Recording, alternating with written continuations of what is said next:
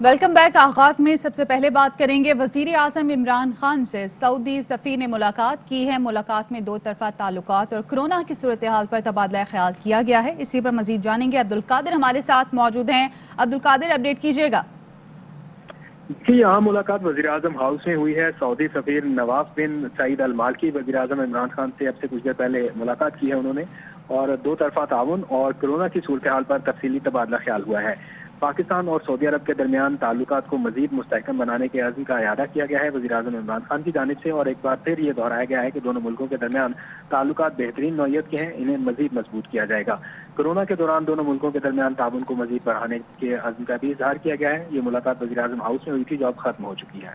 ठीक है, बहुत शुक्रिया आपका अपडेट करने के लिए। वज़ीर दाखिला शेख रशीद अहमद कहते हैं कि 20 से ज़ायद सियासी रहनुमाओं की ज़िंदगी को ख़तरा है, जिनमें 2-3 अपोजिशन के हैं। सब को अलर्ट जारी किया है। मौलाना फजलुर रहमान को भी अलर्ट जारी किया। दोबारा दोहराता हूँ कि PDM सेनेट इलेक्शन में हिस्सा लेगी, वरना इमरान खान ऐसी कानून साजी करेगा कि करप्ट लोग नहीं बच सकेंगे। वोट को इज्जत दो, लेकिन वोटर को मौत की तरफ धक्का देना चाहते हैं। सीरियस लाइफ थ्रेट जो हैं 20 लोग हैं, जिसमें 4-5 सियासतदान 2-3 अपोजिशन के हैं, और उन पर पहले भी हमले हो चुके हैं। हाई अलर्ट जारी किया गया, बताया गया कि अपनी हिफाजत करें, और जिसमें ख़ास तौर पर मौलाना फजलुर रहमान शामिल हैं। बाकी अगर प्राइम मिनिस्टर की ब्रीफिंग है, मीडिया की मीटिंग है सॉरी, और पाकिस्तान की सियासत में मुझे उम्मीद है कि एक पीपल्स पार्टी ने इलेक्शन कमीशन से मुस्बत बात की है कि उनके ज़िमनी इलेक्शन कराए जाएं। अगर वो ज़िमनी इलेक्शन उन्हीं तारीख़ों में होते हैं जिन तारीख़ों में मुख्तलिफ उनकी चढ़ाई की कॉलें हैं, तो मेरा ख्याल है कि ये एक उनकी सोच में आरा का फ़र्क भी शामिल है। PDM के सदर मौलाना फजलुर रहमान की अपनी पार्टी इख्तिलाफात का शिकार। मौलाना मोहम्मद खान शरानी फट पड़े, मौलाना फजलुर रहमान को झूठा करार दे दिया। कहा मौलाना फजलुर रहमान हमेशा झूठ बोलने में माहिर हैं। मौजूदा PDM तहरीक ज़ाती मुफादात के लिए कायम हुई है। इस्टेब्लिशमेंट से डील के लिए फजलुर रहमान जल्द से जुलूस कर रहे हैं। बलूचिस्तान में जमीयत उलमा इस्लाम के पुराने कारकुन अलग दफ्तर कायम करें। वज़ीर आज़म इमरान खान की कई पॉलिसियों से हमें इत्तेफाक है। मौलाना शेरानी ने कहा फजलुर रहमान से मेरा इख्तलाफ उनके झूठ बोलने पर है। जमीयत उलमा इस्लाम किसी की जागीर नहीं, JUI हमारी अपनी जमात है, फिर अलग अपना गिरोह क्यों बनाएं। हाफिज हुसैन हमारे साथी हैं। हर जिले में पुराने कारकुन दफ्तर कायम करें। PDM او establishment دا بدباره د مچنې د توپلو کار کردار ادا کوي د ملک د متولو لپاره د ماحول جوړول. نو یو خو دغه کار دوم کار دا دی چې دا مخاصمت د اصولو نه دی، دا د مفاهمت لپاره دی. دا کم تر ټول شوي دي د دغو هر یوه خپله ورکه سوي د ورسو یوه ده، چې کوم یوه خپله ورکه من ده که په غبل یې اړه نشته. ما خو ډېر وختي ویلي چې دا 15 کاله خو انشاءالله د پوره کړو، خو چې له لسو یاد د خدای شفا کړي. مولانا صاحب ستاسو قاید دغه په PDM مصر د سربراهي دی. نو سوال دا دی چې اوس دی په خپله سلیکټډ دی، دی عمران خان ته یې څه سلیکټډ دی، هغه د چړونې او د پوزیو حاله دی. نو مولانا په خپله خو هم دا وایي چې په ملایانو یې درواغ شروع اچھا د مولانا ملګریو ته ویایم چې جماعت د ملګریو دی، د چا جاګیر نه دی. که څوک دغه خوبونه ویني هغه خطا دي. البته رابطه په مابین کې برقرار او جاري ساتل ضروري دي. بلکې زه خو بیا له ملګریو سره به مشوره کوم، زه خو چې دفتر هم خلاص په ټولو ضلعو کې خلاص کړو. په دفتر کې دغه وي مثلا د بوري دفتر چې موږ خلاص کړو، چېرې درجې کې مشوره وه. مولانا صاحب حافظ حسین احمد صاحب سره ستا په دې باره کې څه خبرې اترې سوي دي او د سره رابطه ستا ده؟ حافظ حسین احمد ملګری دی، ډېر معقول منشي او इख्तिदार के लिए समझौते करने पर चहमगोइयाँ थीं कि मौलाना के अपने लोग उनसे खुश नहीं। मुहिब्बे वतन पाकिस्तानी उनके रियासत मुखालिफ बयानिए के साथ खड़े होने को तैयार नहीं। معاون خصوصی شہباز گل کہتے ہیں کہ حکومت چاہے تو پی ڈی ایم 3 دن میں ٹوٹ جائے، کسی ایک کو آفر کی تو وہ راتوں رات الگ ہو جائے گا۔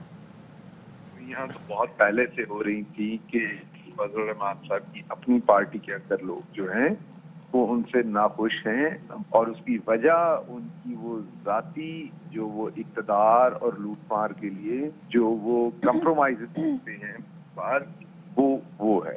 ساتھ ساتھ ریاست مخالف بیانیہ کی طرف بھی آ گئے ہیں، تو جو محب وطن پاکستانی ہیں وہ بھلے ان کی جماعت میں ہوں یا ان کی جماعت سے باہر ہوں، وہ ان کے ساتھ کھڑے نہیں ہو سکتے۔ اب وہ حافظ حسین احمد صاحب ہوں، پہلے انہوں نے آواز بلند کی، اب شیرانی صاحب نے کی، حافظ حسین احمد صاحب کو الگ کر دیا گیا جماعت، اسی طریقے سے اب شیرانی صاحب کے ساتھ بھی یہی کرنے کی کوشش کریں گے۔ لیکن فضل الرحمان صاحب کو اب شاید پتہ نہیں ہے، ان کے جھوٹ کا پردہ چاک ہو چکا۔ انہیں این آر او چاہیے، بھلے اس کی کوئی بھی قیمت ہو، انہیں اس سے کوئی لینا دینا نہیں۔ پی ٹی ایم تو اگر حکومت چاہے تو یہ تو 3 دن میں الگ الگ ہو سکتے ہیں، حکومت نہیں چاہ رہی۔ اب اگر آپ ان میں سے کسی کو آفر دے دیں کہ آپ الگ ہو جائیں، آپ کو تھوڑے بہت مفادات دے دیں گے، باقیوں سے آپ الگ ہو جائیں، تو آپ دیکھیے گا وہ راتوں رات ہی الگ ہو جائیں گے ان سے۔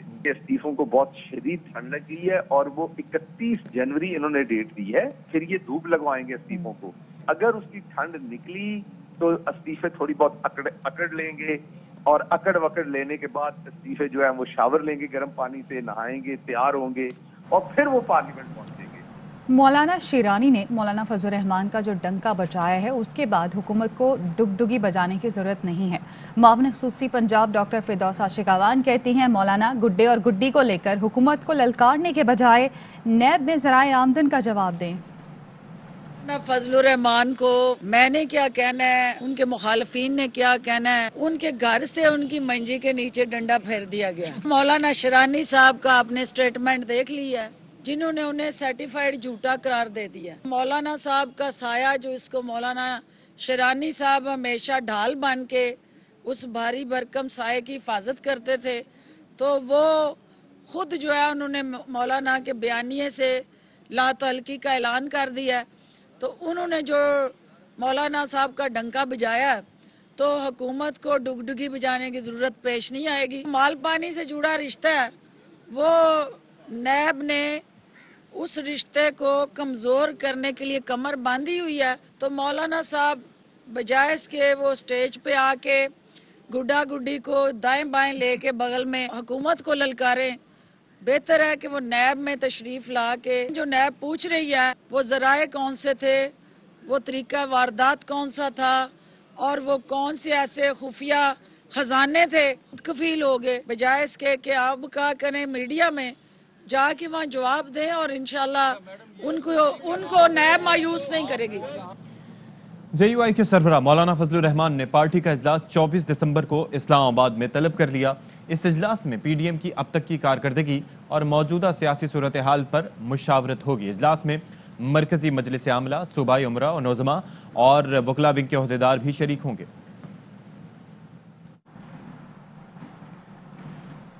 مولانا فضل الرحمان جو کچھ کر رہے ہیں وہ اسلام کے برعکس ہے، ان کی سیاست اور بدماشی کو جوتے کی نوک پر رکھتے ہیں۔ فیصل واڈا کی علی امین گنڈاپور کے ہمراہ پریس کانفرنس، کہا آپ کیا سمجھتے ہیں ہم آپ کو ڈیزل کا پرمٹ دیں گے، عوام سے کھیل کر آپ اقتدار پالیں گے، ایسا ہونے نہیں دیں گے۔ مولانا کا 25 لاکھ والا گھر 2.5 کروڑ میں لینے کو تیار ہوں۔ ہمارے بھوکے ننگے لوگ سیاست میں آ کے بغیر نوکری و بغیر کاروبار کے ارب پتی کیسے بن گئی؟ بے نظیر بھٹو کے نام پر فتویٰ دے دیا، ڈیزل کی پرچیاں لے لی۔ یہ کیا ڈرامے بازی ہے؟ مذہب کے نام پر لوگوں کو گمراہ کر رہے ہیں، تو یہ کیا آئین اور قانون سے بڑا ہو گیا ہے؟ حکومت مذہب کے نام پہ آگے کھلواڑ بھی نہیں کرنے دے گی۔ 6 گھر 25 لاکھ روپے کے، مولانا 25 لاکھ کا گھر کروڑ میں لیتا ہوں، 3 میں دیتا ہوں، بیچو۔ آپ لوگ سمجھتے ہیں کہ جوتے کی نوک پہ دھمکا کر، گنڈا گردی کر کے، بدماشی کر کے آپ گورنمنٹ کی ریٹ کو چیلنج کریں گے؟